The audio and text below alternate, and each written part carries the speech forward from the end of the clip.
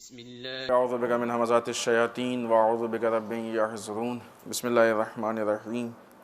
الحمد للہ وسلام علی عبادہ الذین اصطفى ولعنۃ الدائمۃ الباقیۃ علی اعدائہم اجمعین من الآن الی قیام یوم الدین. اما بعد اوصیکم ونفسی بتقوی اللہ. وقال علی بن ابی طالب علیہم الصلاۃ والسلام: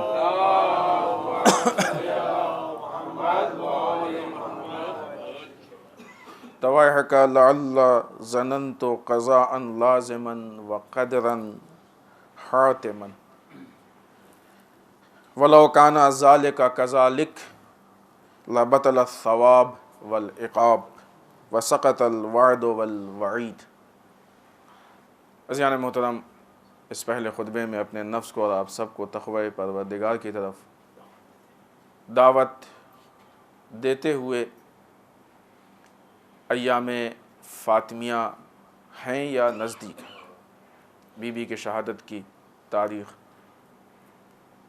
بی بی کے شہادت کی تسلیت آپ سب کی خدمت میں پیش کر کے، یہ وہ خاتون ہے کہ جس نے کائنات میں اسلام کی بقا کے لیے سب کچھ قربان کر دیا. لہٰذا تقوی پروردگار اگر ہمارے لیے بیوی کا ایک بہترین ہدیہ ہے تو ہماری یہ ذمہ داری ہوتی ہے کہ جس حد تک ہم صدیقہ طاہرہ کو چاہتے ہیں، ان سے محبت کرتے ہیں، اس حد تک ہم کو تقوی پروردگار سے محبت کرنی چاہیے. محبت کا مطلب یہ ہوتا ہے کہ اگر ہم کو واقعی تقوی پروردگار سے محبت ہے تو اس کو اپنانے کی کوشش کریں. اس لیے کہ صدیقہ طاہرہ کی زندگی کا جو میسج ہے، جو پیغام ہے، جو زندگی کا طریقہ ہے، جو زندگی گزارنے کی روش ہے، اس میں آپ کو تقوی پروردگار کے علاوہ کچھ اور نہیں ملے گا. آپ زندگی کے واقعات کو اٹھا کے دیکھ لیجئے، تاریخ کو اٹھا کے دیکھ لیجئے کہ صدیقہ طاہرہ نے کبھی بھی تقوی کا دامن چھوڑا. لہٰذا یہ وہ اہم ایام کی جس میں ہم صدیقہ طاہرہ سے اگر کچھ لے سکیں تو حتماً ہم کو لینے کی کوشش کرنی چاہیے، بلکہ اپنے آپ کو اس لائق بنائیں کہ ہم زیادہ سے زیادہ بی بی سے حاصل کر سکیں اور اپنی زندگی کو سنوار سکیں. اس لیے کہ انسان کی زندگی کسی ایکٹر اور پلیئر کی نقل کرنے سے نہیں سنورتی ہے. کہتے سب ہیں لیکن اس کو عمل تک لے آئیے. زبان سے سب کہتے ہیں، اس میں کوئی شک نہیں، دل میں بھی یقین ہے، لیکن عمل کی منزل میں بعض جگہوں پہ لغزش پیدا ہو جاتی ہے، بعض جگہوں پہ مشکل پیدا ہو جاتی ہے. کسی بھی مادی انسان کو آئیڈیل بنانے سے انسان کی زندگی نہیں سنورتی ہے. انسان کی زندگی اگر سنورے گی تو صرف اور صرف در اہل بیت پہ سنورے گی. لہٰذا اگر ہم کو اپنی زندگی کو واقعی کامیاب بنانا ہے تو ہمیں تقوی پروردگار اختیار کرنا ہوگا، اس لیے کہ کامیابی صرف تقوی میں ہی ہے. اس کے علاوہ آپ کو کامیابی جہاں تقوی کا ساتھ چھوٹا، یہ سمجھ لیجئے کہ کامیابی کا ساتھ چھوٹ گیا. ہمیشہ کی طرح سب سے پہلے متقین کے صفات میں سے ایک صفت کی جو ہمارے مولا کے قول کے بیان کے مطابق ہے، آپ فرماتے ہیں کہ متقین وہ لوگ ہیں کہ جو لغویات سے دور رہتے ہیں. لغویات یعنی لغو چیزیں. لغو کسے کہتے ہیں؟ فالتو چیزیں، بیکار چیزیں، بے معنی چیزیں، لا حاصل چیزیں، جس کا کوئی فائدہ نہ ہو، جس کا کوئی مقصد نہ ہو، اس کو کہتے ہیں لغو. یوں ہی بہت سے کام انسان یوں ہی کر دیتا ہے، فلاں کام کر رہے ہیں کیوں؟ بس یوں ہی دل چاہ کر لی. یہ لغو ہے.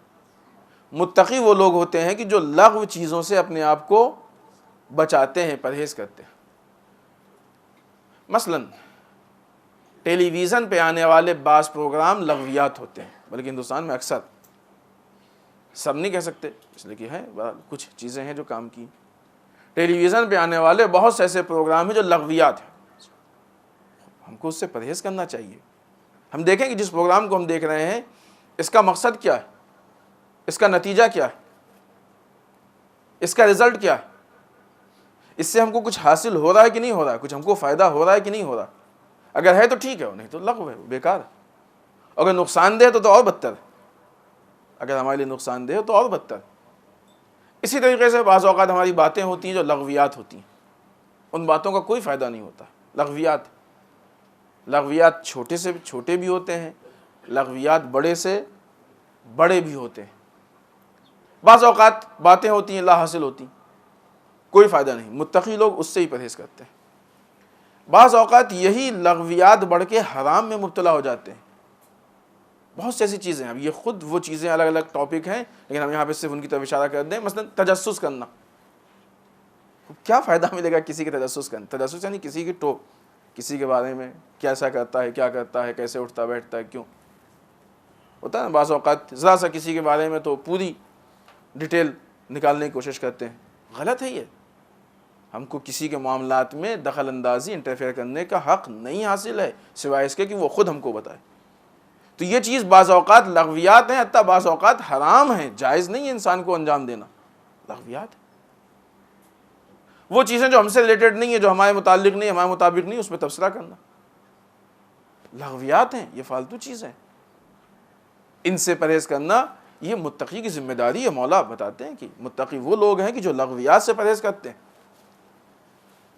بہت سی چیزیں ہوتی ہیں کہ جو انسان کے زندگی میں, عمل میں, انسان کے لائف اسٹائل میں ہوتی ہیں کہ چونکہ فلاں مثلا ایکٹر کرتا ہے اور فلاں پلیئر کرتا ہے اس لیے ہم کرتے ہیں. وہ لغویات ہوتی ہیں, اس لیے کہ اس کی نقل کرنا نہ آپ کی ذمہ داری ہے اور نہ اس کی اس نقل سے کوئی فائدہ ہے, اور نہ ہی مذہبی رجحان پایا جا رہا ہے, مذہب نے اس کو ایکسیپٹ کیا. یہ اس کی اپنی روش ہے, لہذا لغویات ہے. اور پھر وہی کہا کہ بعض اوقات لغویات حرام بھی ہو جاتے ہیں کہ اگر وہ شرعاً جائز نہیں, دائرۂ شریعہ سے باہر ہیں تو جائز نہیں. لہذا ہم اپنی زندگی میں جب بھی کوئی کام کریں تو یہ دیکھیں کہیں یہ فالتو کام تو نہیں ہے, بیکار کام تو نہیں ہے. یعنی فالتو بیکار کام کا مطلب لغویات میں سے تو نہیں ہے, اس سے پرہیز کریں. اس لیے کہ اگر متقی بننا ہے تو ایک یہ بھی ہم کو چھوڑنا پڑے گا کہ ہم لغویات کو اپنی زندگی سے نکال دیں, اس کو چھوڑ دیں. اگر ہم اس کو چھوڑ دیں گے تو ہم متقی بن جائیں گے. آئیے امیر بیان مولا متقیان کے کلمات قصار میں سے کلمہ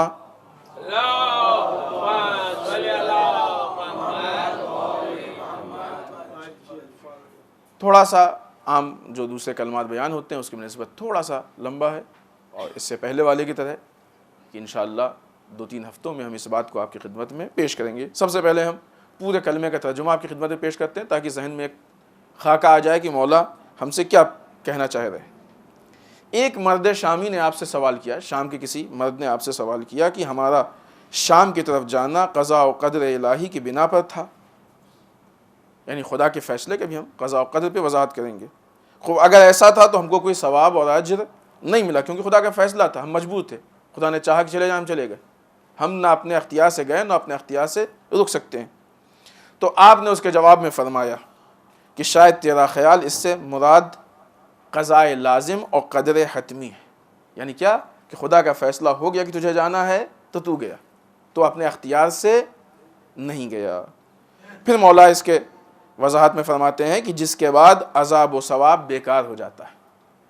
جب انسان کو اختیار ہی نہیں تو عذاب و ثواب کس چیز پہ, اور وعدے و وعید کا نظام معطل ہو جاتا ہے. یہ سسٹم وعدے و وعید کا ختم ہو جاتا ہے. وعدہ کہتے ہیں اچھے چیزوں کے وعدے کو, وعید کہتے ہیں بری چیز یعنی غیر مناسب. مثلا وعدہ جنت کا وعدہ, وعید جہنم کا وعدہ. یہ وعدے و وعید میں فرق ہے. تو اس کے بعد پھر وعدے و وعید کا نظام ختم ہو جاتا ہے سسٹم, اور ایسا ہرگز نہیں ہے. مولا فرماتے ہیں کہ ایسا ہرگز نہیں ہے. آگے فرماتے ہیں کہ پروردگار نے اپنے بندوں کو حکم دیا ہے تو ان کے اختیار کے ساتھ, کہ تم کو جس چیز کا اختیار ہے وہ اس کا حکم دیا, اور اگر کسی چیز کے لیے منع کیا ہے تو انہیں ڈراتے ہوئے کہ دیکھو اگر یہ کرو گے تو اس کا رزلٹ یہ برا رزلٹ سامنے آئے گا. اس نے آسان سی ذمہ داریاں دی ہیں, جو خدا ان متعال نے ہمارے پہ ذمہ داریاں دی ہیں, جو بعض اوقات دین ہم کو بہت سخت لگتا ہے, بہت مشکل لگتا ہے. مولا کہہ رہے ہیں اس نے آسان سی ذمہ داریاں ہم کو دی ہیں, اور کسی بھی زحمت میں مبتلا نہیں کیا ہے. اگر کبھی بھی دین میں آپ کو زحمت محسوس ہو تو مولا کے اس جملے کو یاد کر لیجئے گا. تھوڑے عمل پہ بہت سا اجر دیا. کتنی ایسی چیزیں ہیں, ابھی جب وضاحت ہوگی تو ہم پیش کریں گے انشاءاللہ. مثلا دیکھیے, 1 رکعت نماز انسان جماعت سے پڑھتا ہے. ابھی کچھ دن پہلے حدیث بیان ہوئی ہے کہ اگر عالم کے پیچھے پڑھ رہا ہے تو 1000 رکعت کا ثواب 1 رکعت, اور اگر مثلا سید کے پیچھے پڑھ رہا ہے تو 100 رکعت کا ثواب. یہ 1 رکعت کا ہے, جبکہ ایک امام اور ایک معموم.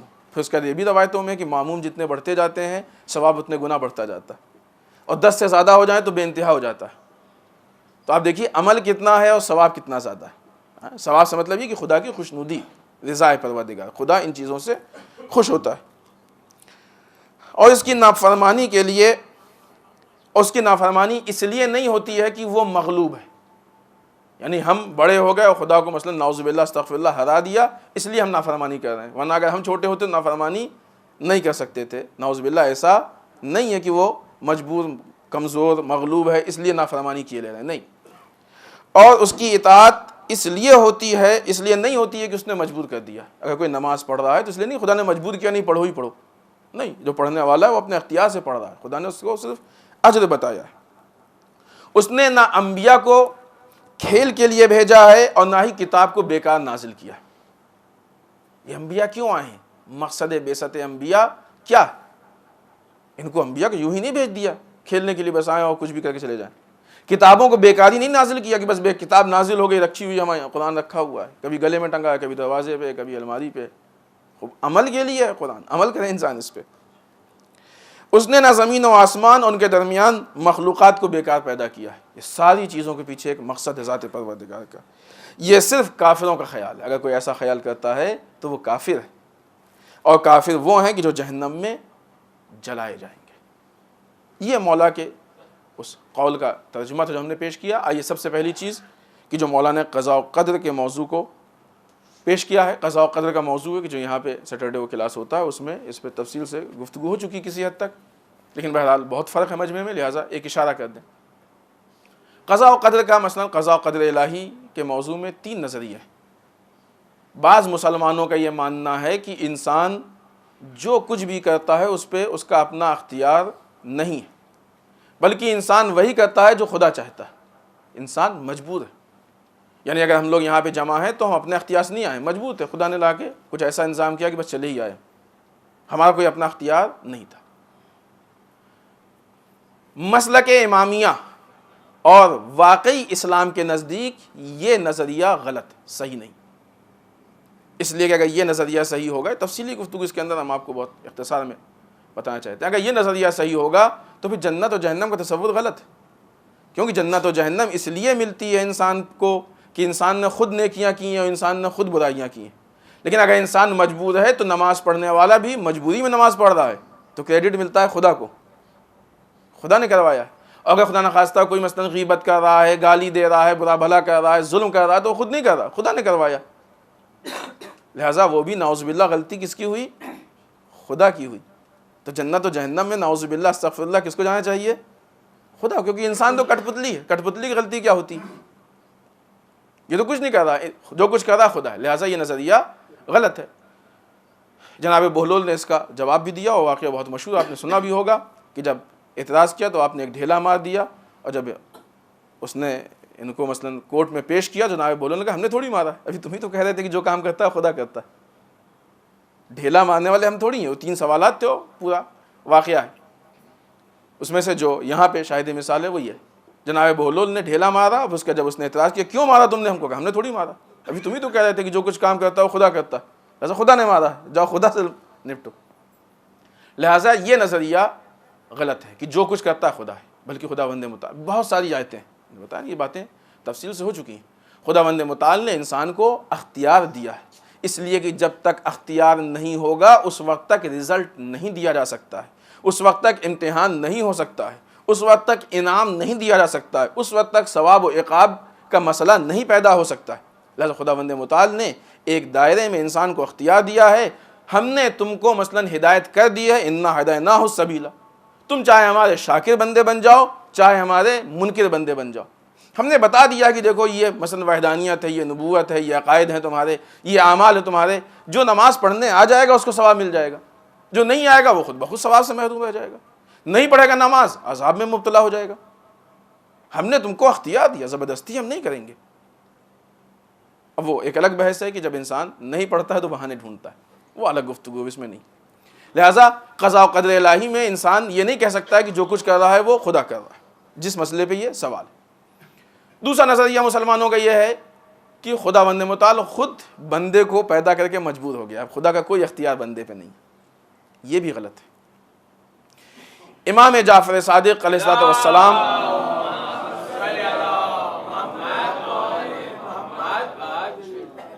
کے پاس جا کے کسی نے سوال کیا کہ مولا ہم لوگ مجبور ہیں یا مختار ہیں؟ تو امام نے کہا اپنے ایک پیر کو اٹھاؤ. اس نے ایک پیر اٹھا لیا. کہا دوسرا پیر اٹھاؤ. کہا یہ نہیں ہو سکتا. کہ بس یہاں تک مختار تھے, اس کے بعد مجبور ہو. نہ پورے مختار یعنی اختیار, نہ تم پوری طریقے سے مختار ہو نہ پوری طریقے سے مجبور ہے. ایک لمٹ تک تم کو اختیار, اس کے بعد مجبور ہو. اسی لیے آپ ہی ارشاد فرماتے ہیں, آپ کی حدیث ہے, اسی بنیاد پہ اس مسلک کا نام بھی پڑا, لا جبرا ولا تفویضا بل امر بین الامرین. اسلام میں لوگوں کے لیے, اسلام کی نگاہ میں, ورنہ در واقع حقیقت میں لوگوں کے اوپر نہ خداوند متعال کا جبر ہے نہ تفویض ہے. یعنی لوگ نہ ایک دم مجبور ہیں کہ خود کچھ نہیں کر سکتے ہیں, بس جو خدا چاہے گا وہی ہوگا, خدا اچھا چاہے برا چاہے, اور نہ ہی لوگ اتنے آزاد ہو گئے ہیں کہ اب خدا کچھ نہیں کر سکتا ہے. بلکہ مولا فرماتے ہیں بل امر بین الامرین. اسی لیے مسلک امامیہ جس چیز کو ایکسیپٹ کرتا ہے اس مسلک کا نام پڑا ہے بل امر بین الامرین. یہ امام کے اس قول کی روشنی میں ہمارے نزدیک نہ جبر ہے اور نہ ہی تفویض ہے, نہ انسان ایک دم مجبور ہے نہ انسان ایک دم مختار ہے, بلکہ ہم ان دونوں کے بیچ میں ہیں. اب جب ہم ان دونوں کے بیچ میں ہیں تو ایسی صورت میں جتنے کا ہم کو اختیار ہے, جب ہم اتنے نیک اعمال کریں گے تو خداوند متعال ہم کو اس کی جزا دے گا. کیونکہ جنت و جہنم اسی پہ ڈیپینڈ ہے, وعدے و وعید اسی پہ ڈیپینڈ ہے, ثواب و عذاب اسی پہ ڈیپینڈ ہے, ساری چیزیں اسی کے مطابق. اور جب ہم برائیاں خدا نخواستہ کریں گے تو خداوند متعال ہم کو اس کا عذاب دے گا. لہٰذا اگر مجبور انسان سمجھ لیتا ہے, بعض اوقات ہوتا ہے دوسرے طریقے سے یہ چیزیں ہمارے ذہن میں آ جاتی ہیں ہمارے درمیان, کیا کریں, تقدیر کا لکھا تو یہی تھا, ہم کیسے کر سکتے تھے. ایسی کوئی تقدیر نہیں ہے, تقدیر خود سے بنائی جاتی ہے. اس پہ بات ہو چکی ہے شبہ قدر کی مجلسوں میں سے کسی مجلس میں, جہاں تک ہمیں یاد آ رہا ہے. تقدیر خود بنائی جاتی ہے. تقدیر ایسا نہیں کہ انسان خدا نے بنا کے انسان کو مجبور کر دیا, بس یہی تمہاری تقدیر ہے, کچھ بھی کرو. یعنی اس کا مطلب کہ انسان کے اعمال پہ بیکار.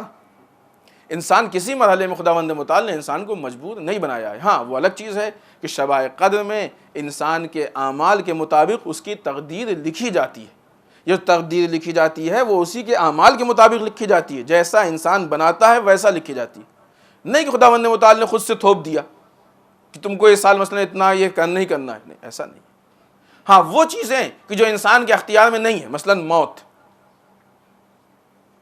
وہ الگ ہے, اس میں انسان کا اختیار نہیں, وہ مرضی پروردگار کے مطابق ہے. اس میں انسان خود کچھ نہیں کر سکتا سوائے اس کے خداوند متعال نے اس کے طریقے بتائے ہیں کہ جو موت کو یاد کرتا ہے اس کی حیات بڑھتی ہے, جو صدقہ زیادہ دیتا ہے اس کی حیات بڑھتی ہے, جو نیکی کرتا ہے اس کی زندگی بڑھتی ہے. تو یہ ساری چیزیں اس میں بھی خداوند متعال نے ہم کو کچھ چیزیں, جہاں تک خداوند متعال نے اختیار دیا وہاں تک بندے کو اختیار. لہٰذا اپنی زندگی کا بنانا اور بگاڑنا بھی بندے کے ہاتھ میں ہے, اور اپنی آخرت کا بنانا اور بگاڑنا بھی بندے کے ہی ہاتھ میں ہے. بسم اللہ الرحمن الرحیم. انا اعطیناک الکوثر فصل لربک وانحر انا شانئک هو الابتر.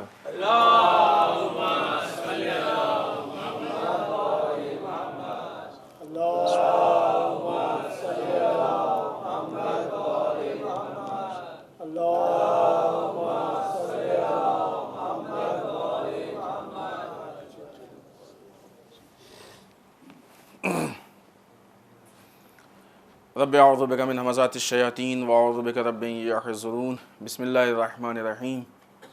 الحمد للہ الذی لا یبلغ مدحتہ القائلون ولا یحصی نعماہ العادون ولا یؤدی حقہ المجتہدون.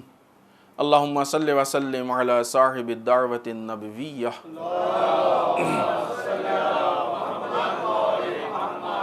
وصولۃ الحیدریہ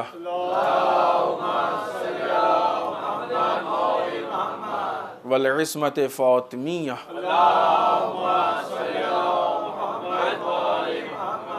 والحلم الحسنیہ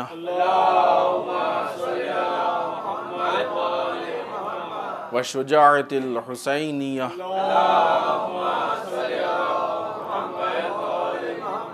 والعبادت السجادیہ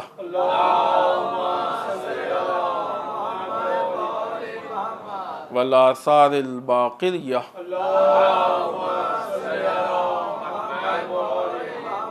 والمعصر الجعفریہ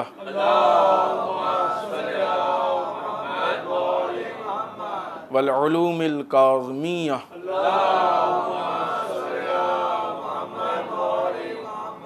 والرضاء الرضویہ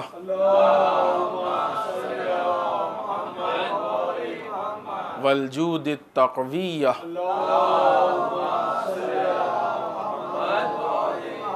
والنقاوة النقویہ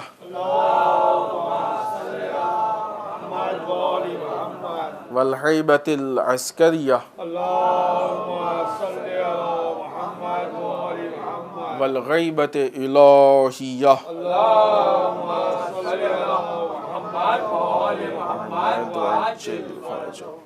ولعنة الدائمة الباقية على أعدائهم أجمعين من الآن إلى قیام یوم الدین.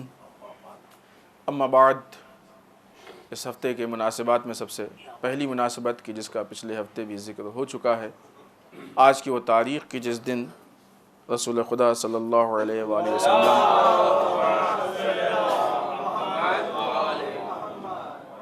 کے والد کے وفات کی تاریخ ہے. اس کے بعد کی مناسبت جو اس ہفتے کی بہت بڑی مناسبت ہے، دختر رسول، بضعۃ الرسول، صدیقہ طاہرہ حضرت فاطمۃ الزہرا صلی اللہ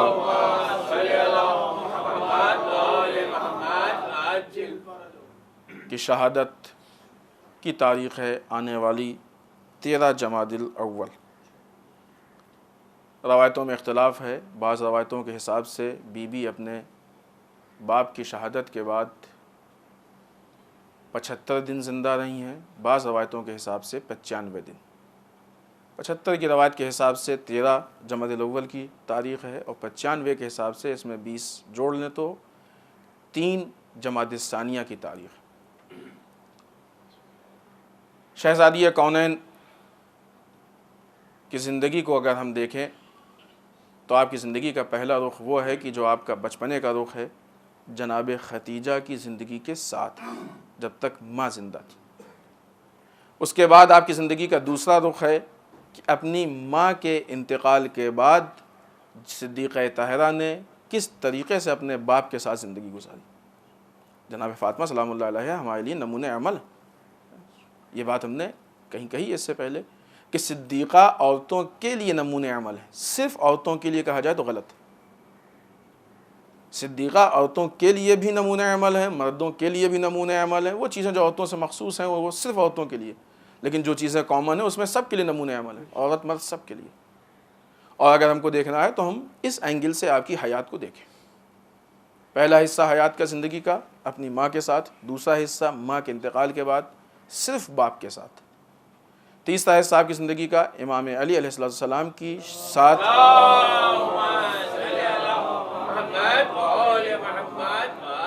شادی کے بعد کا موقع، رسول کی وفات تک کا. چوتھا حصہ رسول کی وفات کے بعد کا صدیقہ طاہرہ کا زندگی کا حصہ، اور پانچواں وہ حصہ کہ جب آپ مریض ہو گئی تھیں اور علالت میں آپ نے جو زندگی گزاری وہ. یہ 5 حصے الگ الگ اینگل سے ہیں جن کو دیکھنے کی ہمیں ضرورت ہے. ظاہر سی بات فی الحال اس خطبے میں اس تفصیل پہ گفتگو نہیں ہو سکتی، کسی موقع پہ انشاءاللہ ہم اس پہ گفتگو کرنے کی کوشش کریں گے. جب ہم اس اینگل سے دیکھیں گے تو ہمیں معلوم ہوگا کہ صدیقہ طاہرہ ہم کو کیا پیغام دینا چاہتی ہیں اور کیا ہم سے چاہتی ہیں کہ ہماری زندگی کی روش کیا ہو. اگر تھوڑا سا ہم تحلیلی نگاہ سے دیکھیں تو ہماری زندگی کی روش صدیقہ طاہرہ کی زندگی کی روش سے بہت الگ ہے، بہت زیادہ فرق. اس فاصلے کو ختم کرنا ہماری ذمہ داری.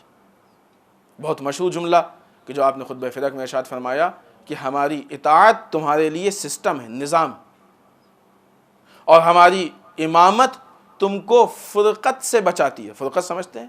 آپس میں جدائی، آپس میں اختلاف. فرقت سے بچنے کا مطلب کیا؟ یعنی فرقت سے بچ گیا یعنی اتحاد. اتحاد پہلے مرحلے میں اتحاد بین المومنین، پھر اتحاد بین المسلمین. آئیے پہلے اتحاد بین المومنین پہ بات کرتے ہیں، اس لیے کہ مومنین تو صدیقہ طاہرہ کو چاہتے ہی ہیں، مانتے ہی ہیں، ہے کہ نہیں؟ بی بی کیا کہتی ہیں کہ ہماری امامت تم کو، ہم سے، ہماری سے مطلب کہ ہم سب یعنی 14 معصومین، ہماری امامت تم کو اختلاف سے بچاتی ہے، فرقت سے بچاتی ہے. اس کا مطلب کہ کہیں اگر اختلاف و فرقت نظر آ رہی ہے تو امامت کے ماننے میں کہیں کمی ہے. اس سے ہی تو ظاہر ہوتا ہے. اگر ہم پرفیکٹ طریقے سے، پورے طریقے سے امامت کو مان لیں تو کوئی فرقت نہیں ہوگی. افسوس اس بات پہ ہے کہ آج بعض اوقات انہی مذہبی مسائل کی بنیاد پہ کہ جو ہمارے اتحاد کا مرکز ہونا چاہیے اس کی بنیاد پہ اختلاف ہو جاتا ہے. یہ غلط ہے. کیوں ہوتا ہے یہ اختلاف؟ اس لیے ہوتا ہے کہ بعض بیچارے نادان ان مذہبی مسائل کو سمجھ نہیں پاتے ہیں اور سمجھنے کی کوشش بھی نہیں کرتے ہیں. اس دروازے کو بند کر دیا ہے جس سے کوئی انٹری ہو سکتی ہو. اسے کہتے ہیں جہل مرکب. ڈبل جاہل ہے یہ انسان. سمجھ بھی نہیں پایا, سمجھنے کی کوشش بھی نہیں کر رہا. پھر اس کے بعد اس کے ذہن میں جو تصور ہوتا ہے دین کا, اس تصور کو لے کے اس سے لڑتا ہے کہ جو واقعی دین کو پیش کرنا چاہتا ہے. ظاہر سی بات ہے یہاں پہ اختلاف ہوگا. دیکھیں 3 صورت ہوتی ہے مذہب میں. جب اختلاف پیدا ہوتا ہے تو 3 طریقے ہو سکتے ہیں, بلکہ مذہب میں, عمل میں. پہلا طریقہ دیکھیے, دونوں کو صحیح طریقہ معلوم ہے, دونوں کو صحیح چیزیں معلوم ہے, بھلے ہی اختلاف نظر ہو, کبھی اختلاف نہیں ہوگا.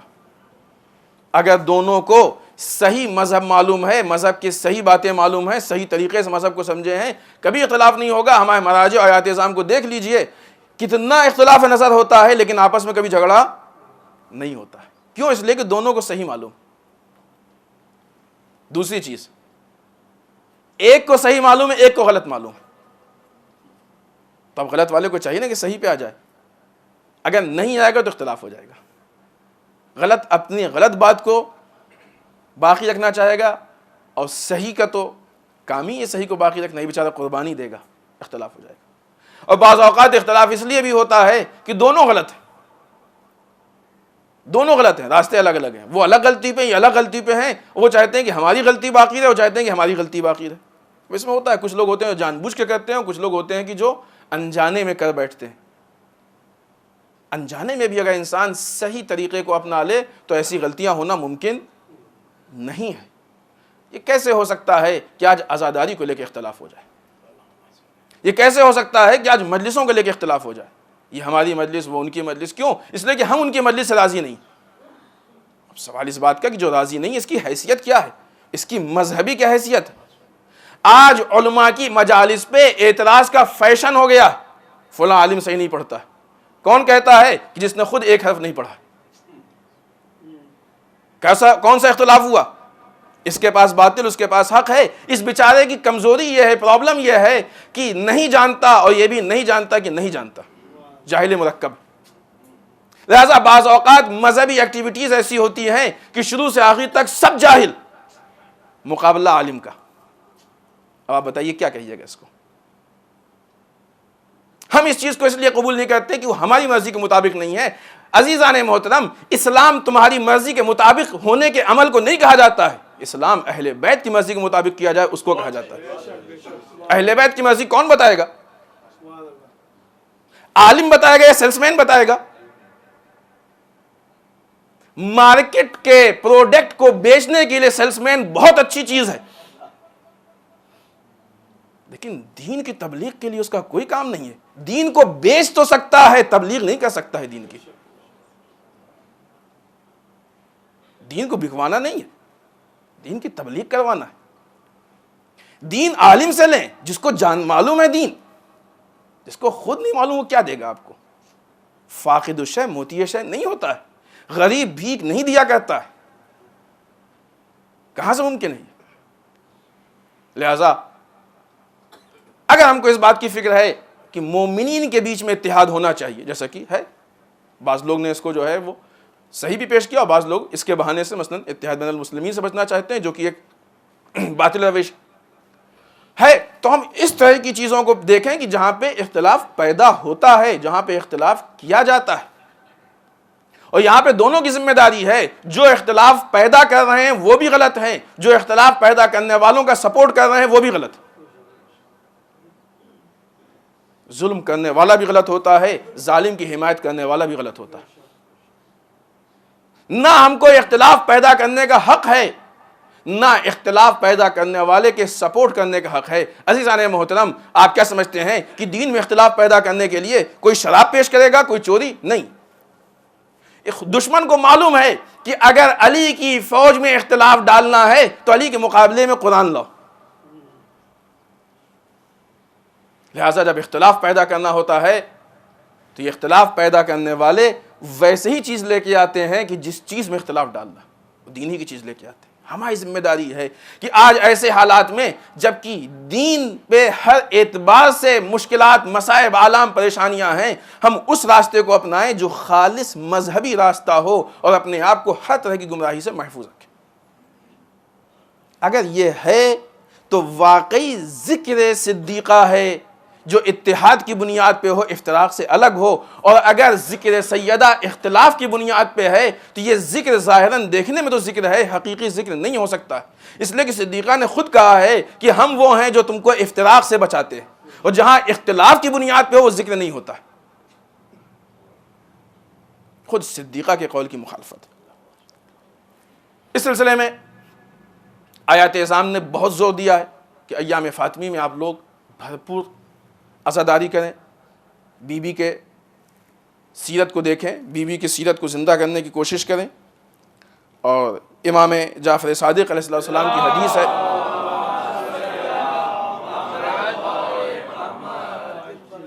خدا اس پہ رحم کرے جو ہمارے امور کو زندہ کرتا ہے، اہل بیت کے امور کو جو زندہ ہے۔ نہیں کیا مطلب امور اہل بیت کے؟ ان کے کام، ان کے احکام، ان کی باتیں جو اس کو زندہ کرتا ہے، خدا اس پہ رحم کرے۔ لہٰذا ان ایام میں عزاداری کرنا، عزاداری میں شرکت کرنا، صدیقہ کی سیرت کو معلوم کرنا، اس پہ عمل کرنا، اس کو لوگوں تک پہنچانا، یہ ہماری ذمہ داری ہے، یہ اہم ہے۔ صدیقہ کی سیرت کو لوگوں تک پہنچانا ہماری ذمہ داری ہے۔ اس کا بہت بڑا نتیجہ ہم آپ کے سامنے پیش کریں۔ وہابی عالم دین اسام العماد، پوری ڈیٹیل ہے ان کی، اگر کسی کو چاہیے تو ہم لنک بھیج دیں گے۔ یہ وہابی عالم دین، ان کا یہ کہنا ہے کہ ہم نے جناب زہرا سلام اللہ علیہا کی وجہ سے تشیع کو قبول کیا۔ بی بی کے ذکر، اور اس میں کوئی شک نہیں کہ بی بی کے ذکر میں اتنی طاقت ہے کہ کوئی بھی شیعہ ہو سکتا ہے آپ کی وجہ سے، لیکن سوال یہ ہے کہ ہم کس اینگل سے اس کو پیش کر رہے ہیں، ہمارے پیش کرنے کی روش کیا ہے، ہمارے پیش کرنے کا طریقہ کیا ہے۔ اگر ہم صحیح طریقے سے پیش کریں تو یقیناً یہی وہ ذکر ہے کہ جو پوری دنیا کو عالم اسلام اور تشیع کی دعوت دے سکتا ہے۔ اگلی مناسبت جو اس کے بعد کی مناسبت ہے، 15 جمادی الاول، امام زین العابدین علیہ السلام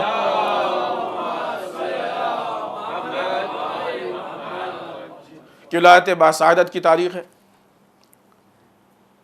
وہ مظلوم امام کی جس نے ہر طرح کے مظالم کے سامنے بھی تبلیغ دین میں ذرا سی کوتاہی نہیں ہونے دی، کوئی کمی نہیں ہونے دی۔ بہت بڑی چیز ہے کہ جو ہم آپ سے سیکھ سکتے ہیں وہ دعاؤں کا سلیقہ۔ آج دعاؤں کا بڑا زور ہے ہمارے یہاں، اور دعا کی وجہ سے ہر ایک کی مارکیٹ گرم ہو جاتی ہے، یہ پڑھ لو تو یہ ہو جائے گا، یہ پڑھ لو تو یہ ہو جائے گا، اور ہم بھی اتنے نادان کبھی پوچھتے ہی نہیں کہ یہ آپ کا پروڈکٹ ہے یا اہل بیت کا دین۔ چونکہ اس سے ہمارے ذاتی مفاد و منافع پورے ہوتے ہیں، لہٰذا ہم کو اس کی کوئی فکر نہیں کس نے کہا ہے۔ آپ دیکھیں نا، یہ باقاعدہ تعصب ہے، یعنی غلط ہے، یہ دو روش ہے ہمارے درمیان۔ اگر ایسی روایتیں پیش کی جائیں کہ جو روایتیں انسان کو احساس ذمہ داری دلاتی ہے تو فوراً پوچھتے ہیں کہ کہاں سے لے کے آئے، معتبر ہے کہ نہیں ہے، ضعیف تو نہیں ہے، یہ تو نہیں، وہ تو نہیں۔ لیکن جب ایسی باتیں پیش کی جاتی ہیں کہ جہاں پہ ہم کو فائدہ دکھتا ہے، یہ کر لو تو کچھ بھی مانگ لو، وہ کر لو تو کچھ بھی مانگ لو، آج تک کسی نے پلٹ کے نہیں پوچھا کہ کہاں لکھی ہے کہ نہیں ہے؟ کیوں ایسا ہے؟ اس کا مطلب کہ ہماری نگاہ میں دین کے لیے انصاف نہیں، اس کا مطلب کہ دین ہمارے فائدے کا ذریعہ۔ عزیزان محترم، کیوں ہم ایرے غیرے سے پوچھیں کہ کیا کرنے سے کیا ملتا ہے؟ کیوں نہ آ کے اپنے امام سے دیکھیں کہ ہمارا امام ہم کو کیا دے رہا ہے؟ امام زین العابدین نے ہم کو دعاؤں کا سلیقہ بتایا ہے۔ بارہا آپ سے کہا ہے کہ صحیفہ سجادیہ ہمارے درمیان متروک ہے، مظلوم ہے۔ ہم صحیفہ سجادیہ کو اٹھائیں، اس کی دعاؤں کو پڑھیں، پڑھ کے اس کو سمجھنے کی کوشش کریں، اس سے دعا کرنے کا سلیقہ سیکھیں۔ ایسا نہیں کہ صحیفہ سجادیہ میں بس وہی دعائیں ہیں جو مثلاً جو یہ ماحول، جو مزاج ہے کہ یہ کرو وہ ملے گا، وہ کرو وہ ملے گا، اس کے حساب سے مثلاً بیکار، ظاہر سی بات نہیں۔ صحیفہ سجادیہ میں ہر طرح کی دعائیں، ایک مرتبہ پڑھنے کی تو زحمت کریں، ایک وقت معین کریں۔ وہ امام کی جس نے اپنا سب کچھ اسلام کے لیے قربان کر دیا، کیا اس کی ایک کتاب پوری زندگی میں نہیں پڑھ سکتے ہم؟ مولا آپ کے لیے جان بھی قربان ہے، تو شاید مولا جواب دیں کہ جان تو بات کی بات ہے، پہلے تھوڑا سا وقت قربان کر کے دکھا دو، یہ کچھ دعائیں ہم نے تمہارے حوالے کر دی ہیں، تھوڑا اس کو سیکھ کے دکھا دو۔ اس لیے کہ وہ دعائیں ہیں کہ جس میں معرفت بھی ہے، جس میں جینے کا سلیقہ بھی ہے، جس میں واقعی اسلام بھی ہے، اور جس میں مانگنے کا طریقہ بھی ہے، اور مانگنے کے علاوہ دعاؤں کی ساری قسمیں اس میں موجود ہیں۔ چونکہ صحیفہ سجادیہ کو ہمارے درمیان سے ہٹا دیا گیا ہے، لہٰذا بہت زیادہ ہمارے خود ساختہ اپنی بنائی ہوئی دعائیں ہمارے درمیان میں رائج ہو گئی ہیں۔ اپنے بنائے ہوئے عمل، ایسے کر لو، یہ کر لو، یہ لے آؤ، وہ لے آؤ، ایسا کرو، وہ سوچتے بھی نہیں ہیں کہ اصل امام ایسا کہہ بھی نہیں سکتے۔ عزیزان محترم، اسلام میں کسی چیز کو شامل کرنا یہ ہمارا اور آپ کا حق نہیں ہے، اصلا ہم کو رائٹ نہیں ہے، اختیار نہیں ہے۔ دین وہی ہے جو آسمان سے نازل ہوا، جو رسول نے ہم کو پہنچایا، تو ہم کیسے اپنی طرف سے اس میں کچھ ڈال سکتے ہیں؟ اگلی مناسبت، بعض روایتوں کے حساب سے اس ہفتے میں بھی، جیسے پچھلے ہفتے بھی ہم نے اشارہ کیا اس مناسبت پہ، 17 جمادی الاول وہ تاریخ ہے کہ جس تاریخ میں جنگ جمل واقع ہوئی ہے۔ اس کے علاوہ عالم اسلام میں ہونے والے تحولات میں ابھی کل پنجشنبے کو اسرائیل نے غزہ کے ایک شہر رفح پہ حملہ کیا، ہوائی حملہ کیا، جس میں کافی لوگ زخمی ہو گئے ہیں۔ مسئلہ یہ ایک حملہ وہ حملہ نہیں، اسرائیل سماج کا کینسر ہے۔ مقام معظم رہبری کا یہ جملہ بہت قیمتی ہے۔ مسئلہ یہ نہیں کہ اسرائیل صرف بم پھینک رہا ہے، ہوائی حملہ کا نہیں، جو اسرائیل کے دوست ہیں اسرائیل ان کا بھی دشمن ہے۔ ابھی موقع نہیں ہے، وقت ختم ہے، کبھی موقع ہوگا ہم تفصیل سے پیش کریں گے۔ آپ کے ہندوستان میں خود مسئلہ اٹھا ہوا ہے، اسرائیل جو اپنے بیج آپ کے ہاں لانچ کرنا چاہتا ہے کہ جس کے بعد پھر اسی کمپنی کے بیج اگائے جائیں گے، دوسرے نہیں، اور وہ بیج جس حساب سے بنا ہے اس میں بے انتہا بیماریاں ہیں، اور ان حالات کے ساتھ کہ اپنے ہاں وہ اپنے اس بیج کو نہیں اگاتا ہے، ہمارے ساری کھیتی اس کے ہاتھ میں ہو جائے گی، اور اس کے نتیجے میں جو فصل آئے گی وہ فصل ہم اس سے پیٹ بھرے گا، لیکن جسم روز بروز مریض ہوتا جائے گا، نہ کتنی بیماریوں۔ اس پہ بعض NGOs نے کیس دائر کیا ہے، جس بنیاد پہ ابھی وہ کمپنی یہاں پہ اپنے پروڈکٹس نہیں بیچ پا رہی ہے، اگرچہ وہ دوسرے لیڈرز کی جو کہ اس کے فیور میں ہیں وہ آمادگی کر رہے ہیں کہ مثلا اس کام کو شروع کیا جائے۔